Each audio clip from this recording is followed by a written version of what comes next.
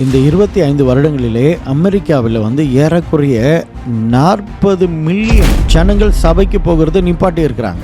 இங்கிலாண்டில் 37% மேலான ஜேக்கப் ஜெயராம் மிகவும் துக்கத்தோட, வேதனையோட, பொறுப்போடு கூட இந்த பதிவை நான் பதிவிட்டு வருகிறேன்.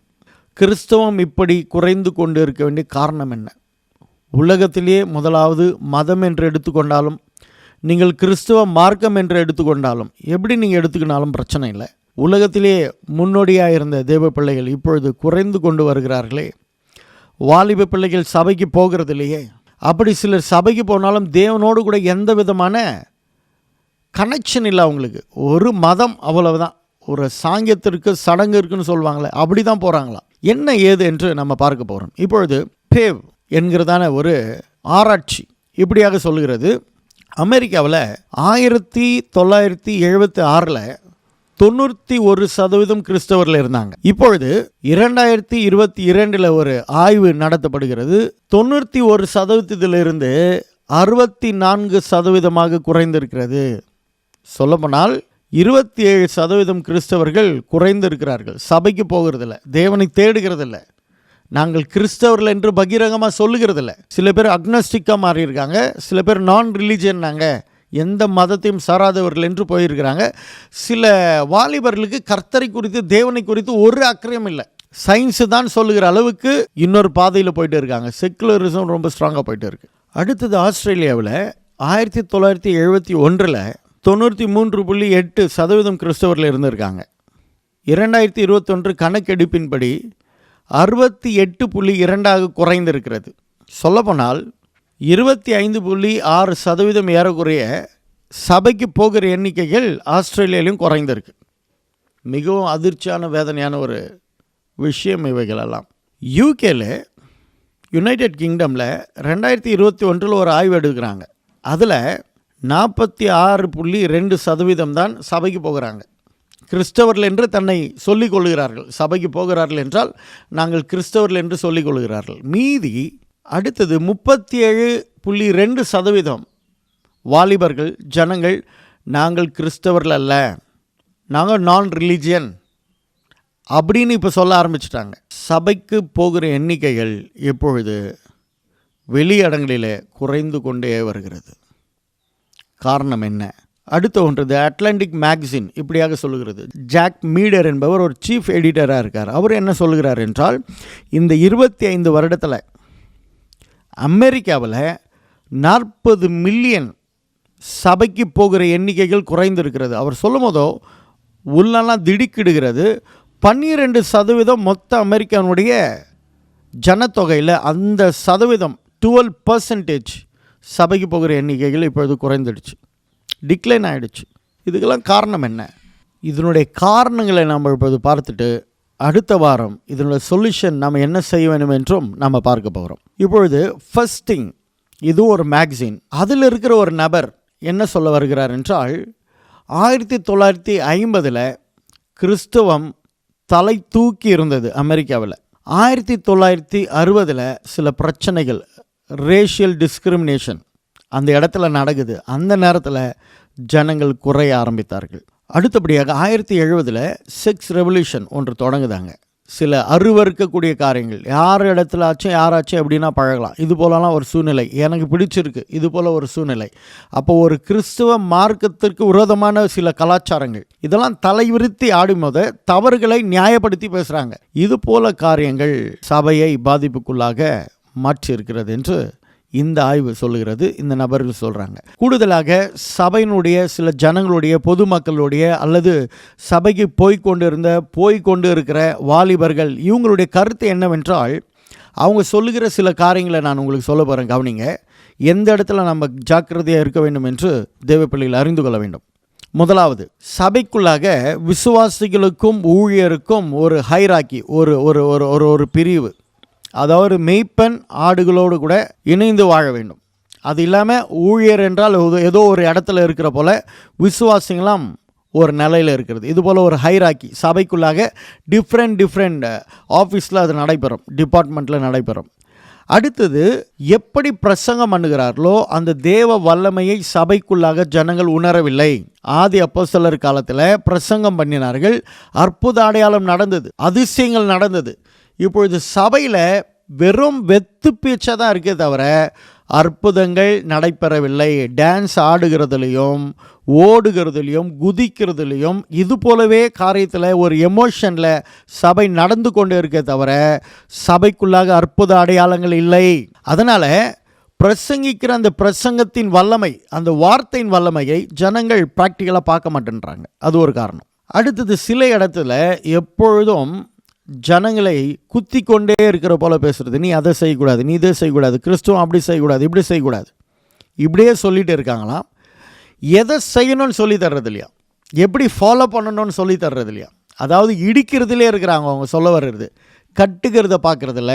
அவங்களுடைய கருத்து என்னவென்றால், கிளைகளையும் பிடுங்க தான் செய்யணும், அதே போல் செடியை பாதுகாக்கிறதுலையும் உரம் போடுறதுலையும் தண்ணி ஊற்றுறதுலையும் இதுலேயும் கான்சன்ட்ரேட் பண்ணணும்.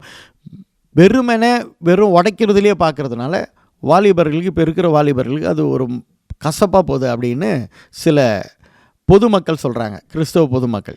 மூன்றாவது, விசுவாசிகள் சபையின் மேலே ஒரு கமிட்டடாக இல்லை, சபை மேலே ஒரு பக்தி வைராக்கியம் இல்லை. ஆகவே பிள்ளைகளை அந்த பக்தி வைராக்கியத்தில் நடத்துறது இல்லையா, ஏனோ தானோன்னு. இப்போ பிள்ளைங்க தூங்கிட்டு இருக்காங்க, பரவாயில்ல விடுங்க, பிள்ளைங்க தூங்கிட்டோம், ரெஸ்ட் எடுக்கட்டும், நாம் சபைக்கு போயிட்டு வரலாம். இது போல் ஒரு மனநிலையில் இருந்த ஜெனரேஷன் அவங்க பிள்ளைங்க இப்போ சபைக்கு போகணுன்ற ஒரு எண்ணம் இல்லை. அவங்களுக்கு விரும்புகிறனா போகிறாங்க, இல்லாட்டி வீட்லேயே படுத்துக்கிறாங்க.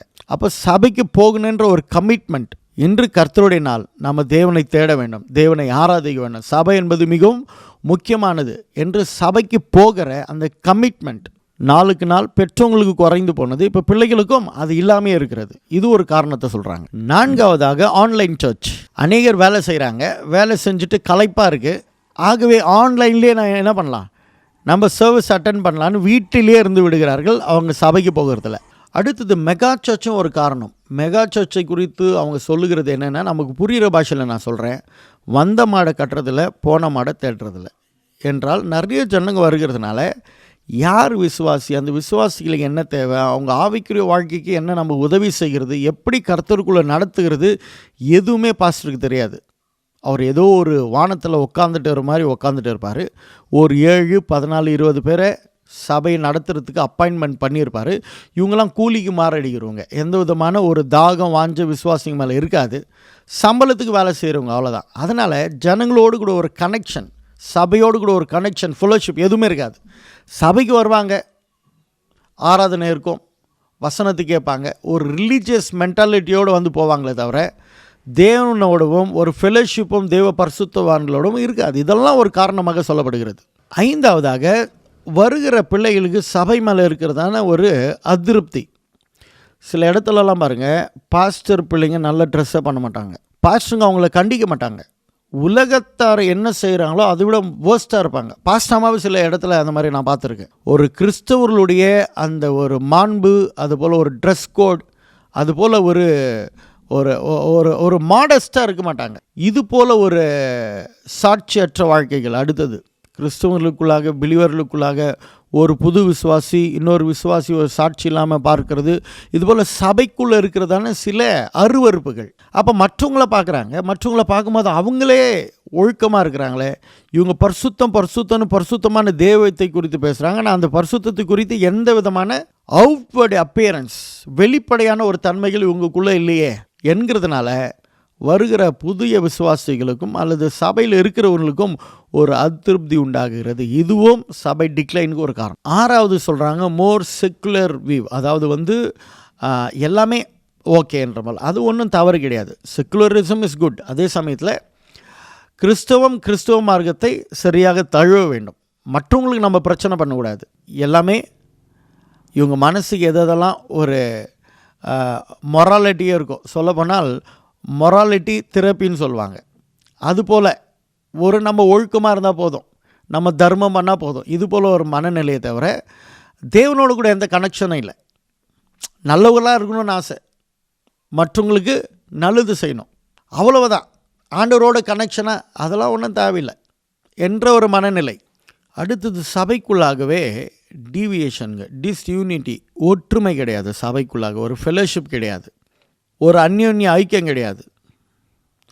சபைக்குள்ளாக ஃபெலோஷிப் என்பது ஒரு சகோதரன் ஒரு சகோதரி இவங்களுக்குள்ளெல்லாம் ஒரு அன்பு, ஒரு உதவுகிற ஒரு தன்மை எல்லாமே இருக்கணும். சபைக்குள்ளே முக்கியமான ஃபெலோஷிப் ரொம்ப முக்கியம். அந்த ஃபெலோஷிப் இல்லை. சபைக்குள்ளாகவே ஒரு டிஸ்யூனிட்டி, ஒரு ஒற்றுமை இல்லாத ஒரு பிரச்சனைகள். 8வது முக்கியமானது, திருமணத்தில் கர்த்தருக்குள்ளே இல்லாதவர்களை திருமணம் செய்து கொள்கிறது. அடுத்தது, தனக்கு யார் விருப்பமோ அவர்களை திருமணம் பண்ணிக்கொள்வது. இது கர்த்தருக்கு சித்தமா, கர்த்தருக்கு சித்தம் இல்லையா, அதெல்லாம் பார்க்குறதே இல்லை. எப்படி ஆகாப் ஏசபேலை கல்யாணம் பண்ணிக்கினாரோ அந்த விதத்தில் சபைக்கு போகிறவர்கள், போதகருடைய பிள்ளைகள் கூட சிலர் விசுவாசிகள் தான் மனசுக்கு பிடிச்சவங்க, இது தேவ சித்தம்னு பார்க்க மாட்டாங்க.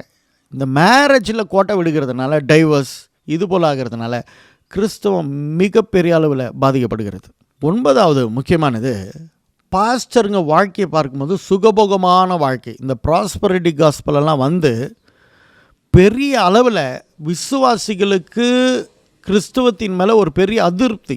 கவனிங்க, இவங்க கஷ்டப்பட்டு தேவனுக்கு கொடுக்குற காணிக்கைகளை இவர்கள் ஃப்ளைட்டை வாங்கி சுகபோகமான வாழ்க்கை. சொல்லப்போனால் அமெரிக்காவில் இருக்கிற பொலிட்டிஷியன் கூட அவ்வளோ சுகபோகமாக இருக்க மாட்டாங்க. ஃபிலிம் ஆக்டரும் கூட அவ்வளோ சுகபோகமாக இருக்க மாட்டாங்க. யாருக்கு தேவன் உன் சொத்தெல்லாம் வித்துட்டு ஏழைங்களுக்கு கொடுன்னு சொன்னாரோ, எந்த தியாகம் நிறைந்த தேவனை நாம் ஆராதிக்கிறோமோ அந்த தியாகத்தை தன் வாழ்க்கையில் வெளிப்படுத்தாமல் ஜனங்களுடைய காணிக்கைகளை, ஜனங்களுடைய பணத்தை லூட் பண்ணுறது, தேவனுடைய ஊழியத்திற்கு என்று வருகிறதெல்லாம் தனக்காக தன் குடும்பத்திற்காக சொத்தாக்கி கொள்கிறது.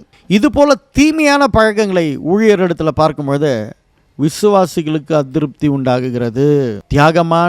தியாகம் நிறைந்த ஊழியர்கள் இருக்கத்தான் செய்கிறாங்க. ஆனால் மெகா சர்ச், ப்ராஸ்பரிட்டி காஸ்பல் இவங்களெல்லாம் பார்த்தீங்கன்னா சொல்ல வேண்டியதே இல்லை. பணம் பணம் பணம் பணம் என்று ஊழியத்தை பிஸ்னஸாக பண்ணுறாங்க. சில ஊழியர்கள் வருகிற கோடிக்கணக்கான பணத்தை தேவனுடைய ஊழியத்திற்கென்று கொட்டுகிறார்கள். அவர்களும் இருக்கத்தான் செய்கிறாங்க. ஆனால் அவருடைய எண்ணிக்கைகள் குறைவாக இருக்கிறதாம்.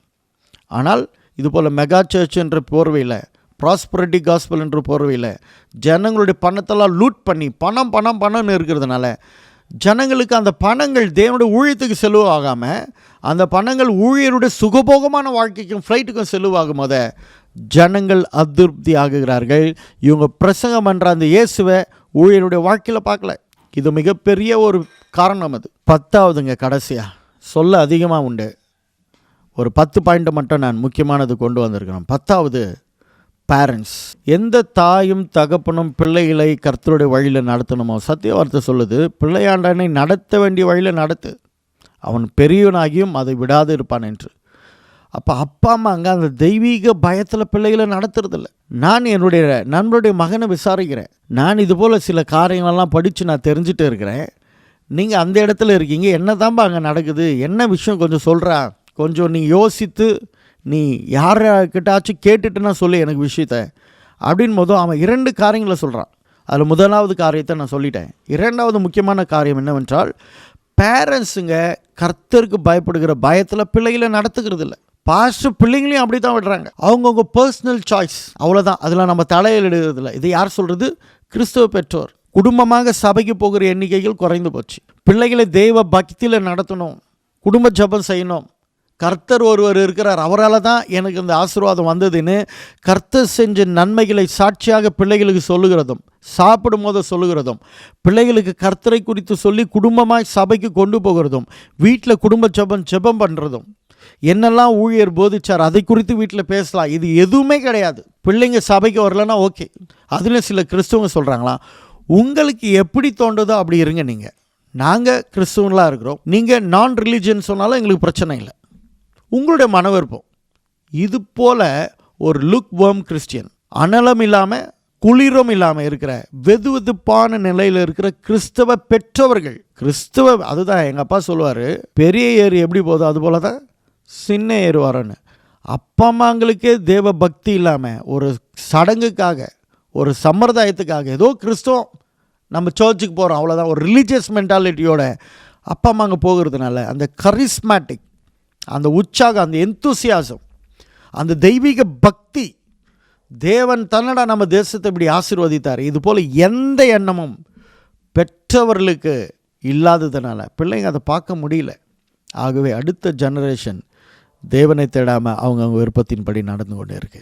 தேவ ஜனமே, மிகவும் வேதனையான ஒரு சூழ்நிலை காலகட்டத்தில் நம்ம வாழ்ந்து கொண்டு இருக்கிறோம். நாம் இதெல்லாம் நம்ம கேட்குறோம். சில பேருக்கு தெரிந்திருக்கும், சில பேருக்கு இதை விட அதிகமாக தெரிந்திருக்கும். நம்ம தெரிஞ்சு என்னத்தை நம்ம சாதிக்க போகிறோம்? இதெல்லாம் நம்ம சொல்லுகிறத காட்டிலும் நாம் என்ன செய்ய போகிறோம், ஏது செய்ய போகிறோம், இதற்கு சொல்யூஷன் என்ன, இதற்கு தீர்வு என்ன? எப்பவுமே பாருங்கள், சிறு துளி தான் பெருவெள்ளம். அப்பொழுது எங்கேயோ நடக்குதுன்னு இல்லாமல் நான் என்ன இயேசுக்காக செய்ய போகிறேன், நான் என்ன கிறிஸ்துவத்துக்காக செய்ய போகிறேன் என்று நாம் யோசித்து என்ன செயல்படுத்துவது, இனி வருகிற ஜெனரேஷனை கர்த்தருக்குள்ளே எப்படி நடத்துவது என்று ஒரு தேவ சமூகத்தில் உட்கார்ந்து உபவாசம் எடுத்து ஜெபித்து யோசித்து, ஆண்டவரே, தானியேல் சொல்கிறான் பாரு, ஆண்டவரே நாங்கள் பாவம் செஞ்ச பாவம் பிதாக்கள் இவன் செயலில் இருந்தாலும் நாங்கள் பாவம் செஞ்சோம், எங்களை மன்னிகன் மனம் திரும்பி தேவ சமூகத்தில் விழுந்தது போல ஆதி அப்போஸ்தலர் காலத்தில் எப்படி தேவனை வணங்கினார்களோ, பக்தி வைராக்கியமாக இருந்தார்களோ, அந்த நிலைக்கு ஒவ்வொரு ஊழியர்களும் ஒவ்வொரு விசுவாசிகளும் வராவிட்டால் அந்த இரத்த பழி நம்ம தலைமையில தான் சுமரும். என் துக்கத்தை ஒரு பாஸ்டர் இடத்துல பேசிகிட்டு இருக்கும்போது அவர் சொன்னார், அப்போஸ்தலர் 11:36 தாவீது தன்னுடைய ஜெனரேஷனுக்கு அவன் ஊழியம் செஞ்சானா, இந்த காலகட்டத்தில் நாம் ஊழியம் செய்ய முடியாத கர்த்தர் நம்மளை வச்சுருக்காருன்னு. தேவ ஜனமே, நீங்கள் விசுவாசியாக இருக்கலாம், நீங்கள் சர்ச்சில் லீடராக இருக்கலாம், நீங்கள் சர்ச்சில் ஊழியம் பண்ணுகிறவர்களாக இருக்கலாம், நோ மேட்டர். இந்த காலகட்டத்தில் தேவனுக்காக ஊழியம் செய்ய முடியாத, தேவனுடைய ராஜ்யத்தின் பிரஸ்தாபத்திற்காக நம்மளை கர்த்தர் வைத்திருக்கிறார். இதில் நம்ம பங்கு என்ன செய்வோம் என்று அடுத்த வாரம் நம்ம பார்க்க போகிறோம். ஜெபம் பண்ணுங்க, தேவனுக்காக செயல்படுங்க, தேவனுக்கென்று பக்தியுள்ள பிள்ளைகளை உருவாக்குங்க. May God bless you. இந்த நிகழ்ச்சி உங்களுக்கு பிடிச்சிருந்தால் இதை கமெண்ட் பண்ணுங்கள். இதை காட்டிலும் உங்களுக்கு அதிகமான விஷயம் தெரிஞ்சிருந்தால் நீங்கள் கமெண்ட் பாக்ஸில் போடுங்க, நானும் படித்து அதை தெரிந்து கொள்கிறேன். May God bless you. See you soon. Amen.